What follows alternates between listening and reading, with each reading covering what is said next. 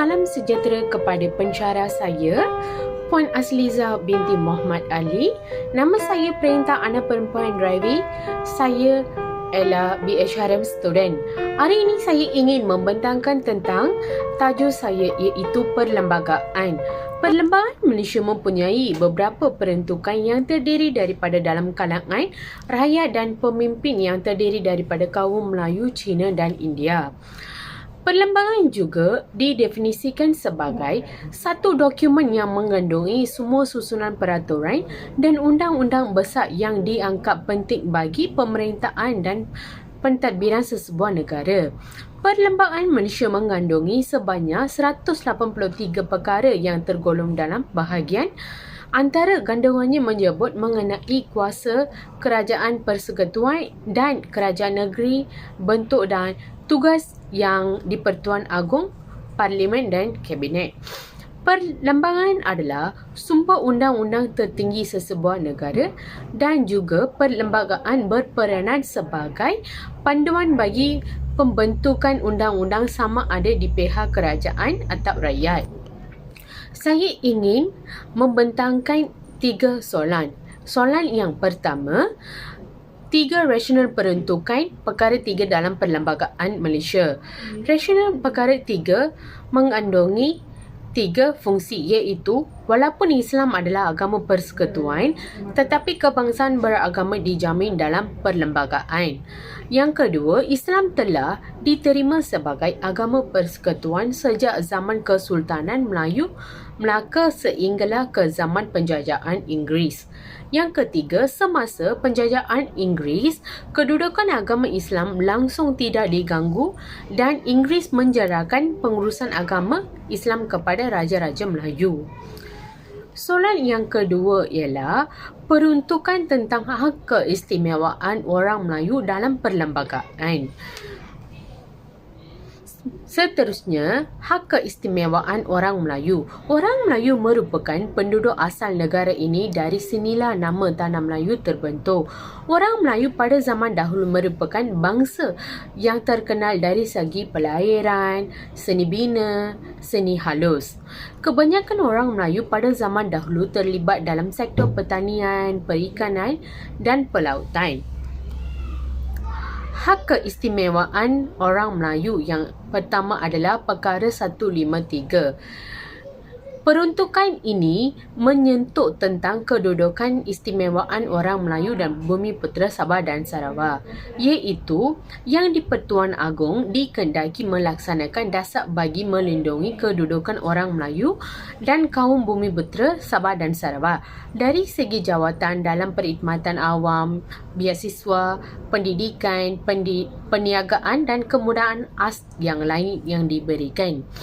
Yang kedua, tanggungjawab ini perlu dilaksanakan berhati-hati untuk memastikan tiada sesiapa yang kehilangan sebarang jawatan awam, penarikan beasiswa, keistimewaan atau pelucutan dan penamatan permit yang dinikmati mereka selama ini akibat dari pelaksanaan dasar tersebut.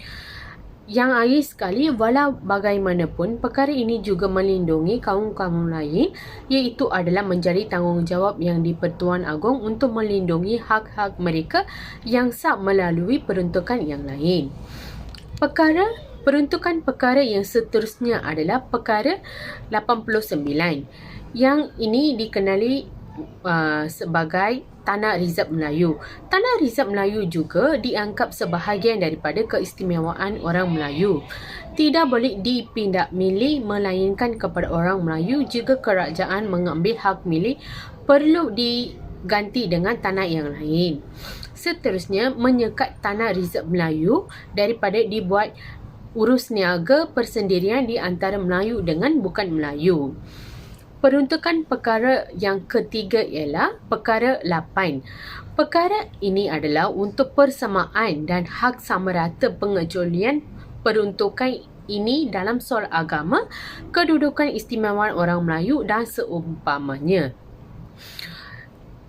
Perkara 8 ini berfungsi sebagai perlembagaan persekutuan jelas mengiktiraf dan melindungi hak sama rata di sisi undang-undang bagi setiap orang di negara ini. dan juga sama rata ini juga harus dibaca bersama perkara 153 iaitu perizpanan kuartal mengenai perkhidmatan permit DSP untuk orang Melayu. Hai sekali ialah hal ini kerana kesamaratan bagi semua kaum untuk tujuan pendidikan dan perniagaan. Dibezakan atas keistimewaan kepada orang Melayu dan Bumi Putera dipersetujui melalui konsep kontrak sosial. Yang soalan ketiga ialah 3 cabaran dalam pelaksanaan peruntukan yang dipersetujui tersebut dalam masyarakat Malaysia yang berbilang kaum. Cabaran yang pertama ialah cabaran dalam kedudukan bahasa Melayu sebagai bahasa rasmi kebangsaan. Kedudukan bahasa Melayu sebagai bahasa kebangsaan telah jelas diperuntukkan di bawah perkara 152 Perlembagaan Persekutuan sejak kemerdekaan Persekutuan Tanah Melayu pada 31 Ogos 1957 dan pembentukan Malaysia pada 16 September 1963.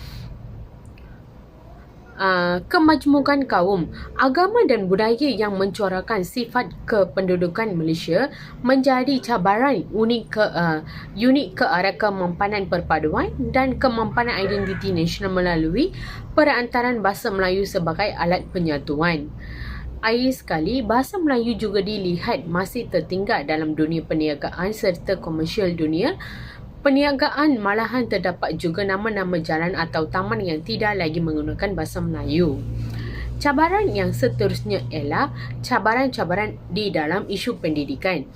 Yang pertama, sekolah-sekolah vernakular ini mempunyai kepentingan tersendiri bagi setiap kaum atau etnik di Malaysia. Selepas merdeka 1957, Malaysia merupakan sebuah negara baru yang memulakan semula pendidikan negara supaya selari dengan pada zaman penjajahan tanah Melayu matlamat perpaduan nasional. Akhir sekali, pada zaman penjajahan ini, dasar pendidikan atas dasar sistem pendidikan kebangsaan tidak menghasilkan keberkesanan yang positif yang mempunyai perubahan positif terutama untuk perpaduan dan pelaksanaan membentuk dan memupuk perpaduan negara. Cabaran yang akhir sekali adalah cabaran-cabaran di dalam isu kewarganegaraan. Kewarganegaraan Malaysia merujuk kepada penduduk yang bermaustatin di Malaysia. Kriteria-kriteria untuk kewarganegaraan Malaysia ditentukan dalam Peraturan Kewarganegaraan Malaysia 1664. Kewarganegaraan Malaysia telah mula dilaksanakan di beberapa negeri di Malaysia sebelum negara mencapai kemerdekaan dan kedaulatan. Cabaran ini juga kewarganegaraan melalui kuatkuasa Undang-Undang Perkara 14. Hai sekali, orang yang lahir pada atau selepas Hari Malaysia iaitu 16 September 1963, seseorang yang lahir di dalam Malaysia dengan salah seorang ibu atau bapanya pada ketika dia dilahirkan adalah seorang warga negara atau pemasting tetap Malaysia. Akhir sekali ialah kesimpulan. Sebagai kesimpulan, kewujudan perlembagaan sebagai asas undang-undang mempunyai peranan yang sangat besar dalam membentuk perjalanan pemerintahan negara. Dan juga perlembagaan merupakan tunjang kepada keamanan dan perpaduan kaum di Malaysia. Perlembagaan juga menjadi dasar kepada pembentukan sistem demokrasi berparlimen di Malaysia. Peruntukan-peruntukan utama perlembagaan merupakan satu asas yang menjadi tulang belakang kepada sistem pemerintahan di Malaysia. Itu saja daripada saya tentang perlembagaan. Sekian, terima kasih.